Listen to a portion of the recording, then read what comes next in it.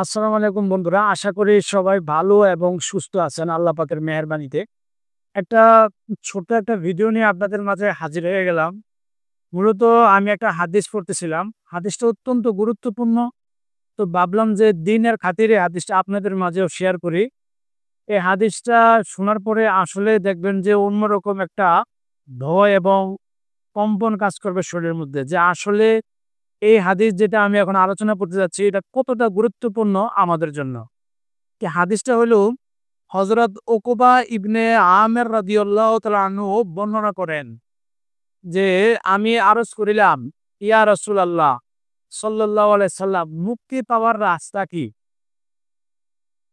হযরত উকবা ইবনে আমের রাদিয়াল্লাহু তাআলা আনহু হুজুর সাল্লাল্লাহু আলাইহি সাল্লামের কাছে আরজ পেশ করছে, জানতে চাইছে যে মুক্তি পাওয়ার রাস্তা কি? আমি কিভাবে মুক্তি পাবো?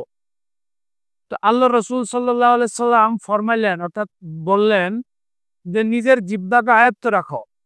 অর্থাৎ জিহ্বারে আয়ত্ত রাখতে বলছেন তিনি।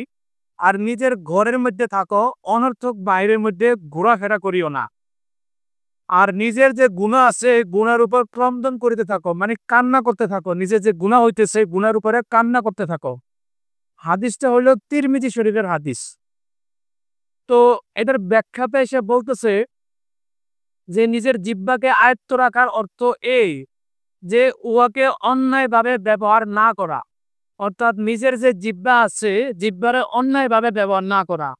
যেমন গীবত করা যাবে না, চুগলখড়ি করা যাবে না, বেহুদা কথা বলা যাবে না, বিনা প্রয়োজনে কোনো প্রকার কথা বলা যাবে না, অসাবধানতার সহিত সব ধরনের কথাবার্তা থেকে বিরত থাকতে হবে। অশ্লীল কথাবার্তা বলা যাবে না, ঝগড়া বিবাদ করা যাবে না, মানুষকে গালি দেওয়া যাবে না, মানুষ অথবা জীবজন্তু যাই কিছু হোক না কেন কাউকে অভিশাপ দেওয়া যাবে না, কাব্য ও কবিতা চর্চায় সবসময় লাগিয়ে থাকা যাবে না, ঠাট্টা বিদ্রূপ করা যাবে না, গোপন বিষয় জানা থাকে কারো ব্যাপারে তা প্রকাশ করা যাবে না, মিথ্যা ওয়াদা করা যাবে না, মিথ্যা কসম খাওয়া যাবে না, দুমুখী কথা বলা যাবে না, অকারণে কাহারও প্রশংসা করা যাবে না এবং অকারণে কোনো প্রকার প্রশ্ন করা যাবে না। এখানে একটা বিষয় হলো দুমুখী কথা, মানে যে জিনিসটা আমাদের বর্তমান সমাজের মানুষের সবচেয়ে বেশি থাকে। অর্থাৎ দুইটা গ্রুপ হয়ে গেছে, এই পক্ষেও কথা বলে আবার ওই পক্ষেও কথা বলে, এই পক্ষের কথা ওই পক্ষের কাছে লাগায় আবার ওই পক্ষের কথা এই পক্ষের কাছে লাগায়।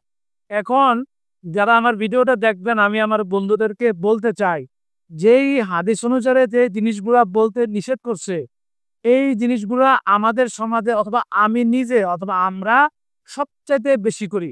যেমন অকারণে মানুষকে আমরা প্রশ্ন করি, কোনো কিছুতে কষ্ট পাইলে অভিশাপ দিয়ে ফেলি, মানুষকে গালাগালি করি। এই জিনিসগুলা সবচাইতে বেশি মারাত্মক। গীবত তো করেই মানুষ স্বাভাবিক, এটা তো মনে করেন সকাল বিকেলে নাস্তার মতন হয়ে গেছে। মানুষকে গীবত করা, চুগলখড়ি করা, তারপরে যে আরো বলা হইলো গালি দেওয়া, ঝগড়া বিবাদ করা, অশ্লীল ভাষায় কথাবার্তা বলা। যখন স্বাভাবিক একজন মানুষের সাথে একজন মানুষ কথা বলে তখন গালাগালির সুরে কথা বলে, খারাপ ভাষায় কথা বলে।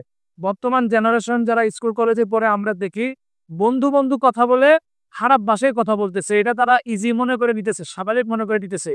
কিন্তু হাদিসের ব্যাখ্যা অনুসারে আমরা এই জিনিসটা বুঝলাম যে মানুষ যদি মুক্তি পাইতে চায়, যেরকম উকবা ইবনে আমের রাদিয়াল্লাহু তাআলা আনহু মুক্তি পাওয়ার জন্য আল্লাহ রসুল সাল্লাল্লাহু আলাইহি সাল্লামের কাছে রাস্তা জানতে চাইছে।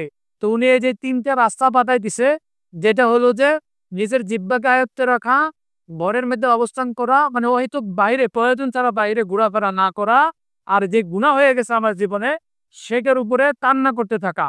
এর ব্যাখ্যার মধ্যে আইসা জিহ্বারে আয়ত্তে কিভাবে রাখতে হবে এই কথাগুলো আলোচনা হইল। তো আশা করি এই হাদিসটা অত্যন্ত গুরুত্বপূর্ণ হাদিস এবং আমাদের জীবনে চলার জন্য এমন পরিমাণ গুরুত্বপূর্ণ কাজ করবে। যদি আমরা এই হাদিস অনুযায়ী আমল করার চেষ্টা করি, ইনশাল্লাহ আল্লাহ চায় তো আমাদের এই হাদিসের মাধ্যমে মুক্তি পাওয়ার যে রাস্তাটা এটা আমরা সহজে পেতে পারবো।